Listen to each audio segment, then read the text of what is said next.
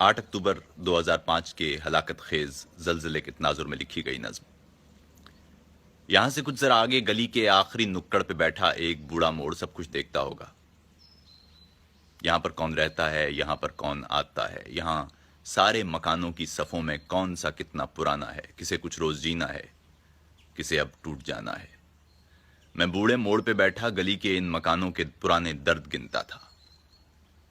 یہاں پہلے مقام میں ایک کرایہ دار موسیٰ خان اپنی ٹوٹی پھوٹی کالی پیلی ٹیکسی لے کر صبح سے پیشتر نکڑ سے مڑتا تھا تو اس کے 5 بچے کالے پیلے اس گلی کے دیکھے بھالے دور تک اس زندگی کو کوستی گاڑی کے پیچھے دوڑتے دکھتے، مگر خاموش قدموں سے وہ جب تھک ہار کر واپس گلی مڑتے تو سید مرتضیٰ صاحب انہیں کوسے سناتے۔ اس گلی کے موڑ سے آگے بنی مسجد کی ٹوٹی سیڑھیاں چڑھ کر یہاں کے اونچے میناروں سے ان بچوں سے زیادہ شور آلودہ اذاں سے اپنا بدلہ صاف کر دیتے۔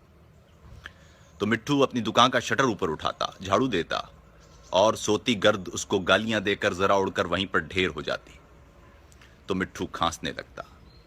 گلی میں لوگ آٹا تھپکیاں دے کر جگا دیتے۔ ذرا کچھ دیر ڈھلنے پر رقیہ اور سمینہ اپنے برقعوں اور کتابوں میں لدی اس موڑ کو بڑھتی۔